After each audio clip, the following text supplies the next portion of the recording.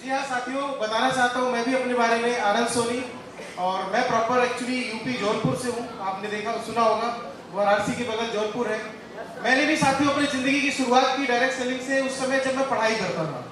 यहाँ पे बहुत सारे ऐसे स्टूडेंट बैठे होंगे जो अपने करियर की शुरुआत कर रहे होंगे, जो सोच रहे होंगे कि पता नहीं फोर स्क्वायर से हम कामयाब बनेंगे या नहीं बनेंगे, जो सोच रहे होंगे कि पता नहीं हम फोर स्क्वायर से कभी डायमंड बनेंगे या नहीं बनेंगे। लेकिन साथियों, मैं आज आपको गारंटी देता हूँ और श्योर करता हूँ कि आप सभी लोगों का फ्यूचर बहुत बहुत ब्राइट है।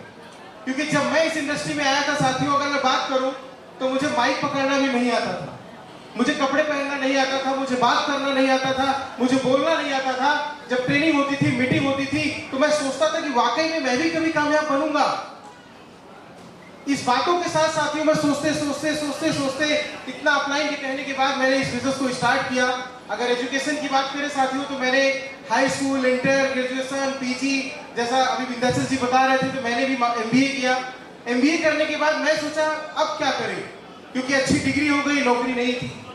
तो जिंदगी कसमकस में चल रही थी कि बिजनेस करें या नौकरी करें या क्या करें, कुछ समझ में नहीं आ रहा था। बस एक अपलाइन ने मुझे समझाया कि एक रास्ते पे चलो, आपको सफलता जरूर मिलेगी।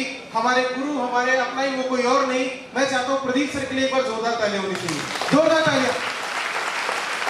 उनके बताए हुए रास्ते को साथियों मैंने फॉलो किया, और जब मैं बिजनेस करने स्टार्ट किया, जब मैं मार्केट में बैग लेके निकलता था, तो साथियों अगर मैं अपनी बात करूं तो ऑलरेडी इस बिजनेस में आने के पहले मेरे पास कार भी थी, मेरे पास घर भी था। मैं आज अपने मम्मी पापा का इकलौता था। कोई पैसे की दिक्कत नहीं थी, कोई पैसे की प्रॉब्लम नहीं थी कि मुझे रोटी खाने के लिए सोचना पड़ता था, बिल्कुल नहीं। उसके बाद भी साथियों मैं बैग लेके साइकिल से जाना, पैदल निकलना, लोगों से बात करना, इतना अजीब लगता था कि हम किस बिजनेस में आ गए। और उल्टा तब लगता था जब लोग मना करते थे। लेकिन फिर भी अपलाइन की एक ही बात समझ में आती थी कि कभी भी हमें निगेटिव नहीं होना है, कभी भी हमें नर्वस नहीं होना है, कभी भी हमें रुकना नहीं है। और साथियों लगातार उनकी बातों को मैं फॉलो करता गया। आज उसी का नतीजा है, जैसा कि आप सब लोगों को बताया जाता है, डायमंडशिप, डायमंडशिप, डायमंडशिप। और अभी आपके डायरेक्टर सर बता रहे थे कि हम सभी लोगों को श्रेष्ठ नहीं, उत्तम बनना है। और डायरेक्ट सेलिंग इंडस्ट्री के अंदर अगर मैं बात करूं तो डायमंड एक लेवल है, बट आखिरी सफलता नहीं है।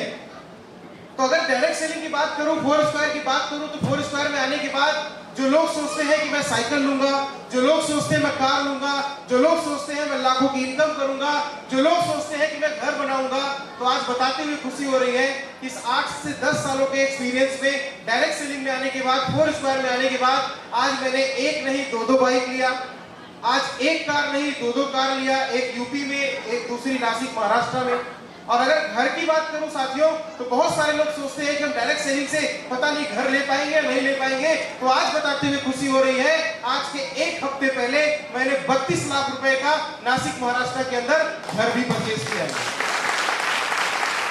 तो आप सोच के देखिए कि डायरेक्ट सेलिंग के अंदर लोग सोचते हैं कि नौकरी से ही घर बनाया जा सकता है, अदर बिजनेस से ही हम कार खरीद सकते हैं, बिल्कुल नहीं साथियों। ये सब कुछ यहाँ से हो सकता है अगर आपके अंदर जिद है, आपके अंदर पागलपन है, आपके अंदर कुछ करने का ललक है।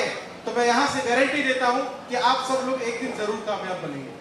साथियों बोलने को तो बहुत कुछ है, लेकिन डॉक्टर साहब ने ऑलरेडी मुझे सिर्फ 1 मिनट का समय दिया था, लेकिन मैं घड़ी में देख रहा हूँ 3-4 मिनट का समय हो गया है।